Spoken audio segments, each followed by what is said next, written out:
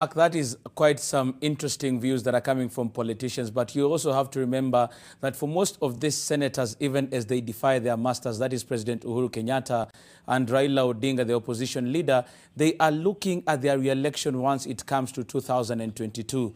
When you go back home, you will be asked, what did you do to fight for our money? And that is the biggest question that they are being asked tonight. But even as these politicians fight over the money, the real concern is now becoming the accountability. And Vincent Oduor, my other parliamentary reporter, has something to say about it. Kennedy, quite a good number of governors are in court for various corruption charges, and one has even paid the ultimate political prize for abuse of public funds. It is a highly charged debate centered on allocation and sharing of revenue among the 47 counties, yet very little to do with financial accountability and service delivery. The clamor for higher funding for counties may not necessarily mean always that it's a clamor for better service delivery, although that is the intention of the law. But the reality shows that when governors get more money, the more they get, the more they waste. This pilferage often revolves around conflict of interest in procurement, exaggeration of costs for a share of the payment, and abuse of office, while at it, violations of the Anti-Corruption and Economic Crimes Act.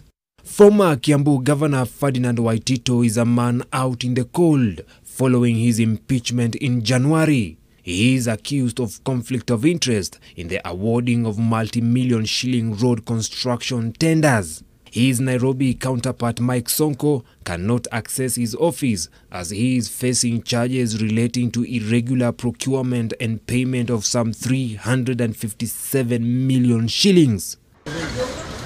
So is Samburu's Moses Lenol Kulal, who is accused of conflict of interest in an 88 million shillings fuel supply tender. Other serving and former county bosses with alarming expenditure queries are Busia's Sospita Ojamong and Evans Kidero, the first governor of Nairobi. MCAs too have been claiming millions in travel allowances, often without going anywhere. The caliber of leaders that we have, they're not truly committed to development per se. There's a philosophy of co-option into the club of resource managers. And once you've been co-opted into that club of resource managers, then there's a second philosophy of careless spending, aggrandizement, theft, wastage, pilferage.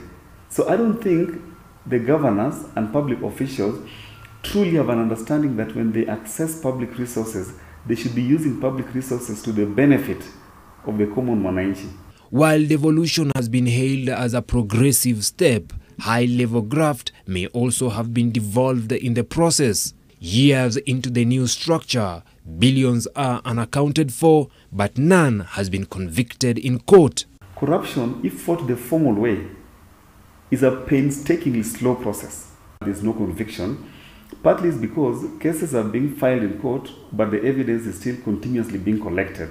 If you have 10 people being arrested and being charged, and each accused person hires 10 lawyers, you already have a battery of 100 lawyers in the courtroom, and each lawyer insisting to speak. But in a culture where taking what is not one's share and outright wastage at the order of the day, the quest for accountability may still remain a mirage.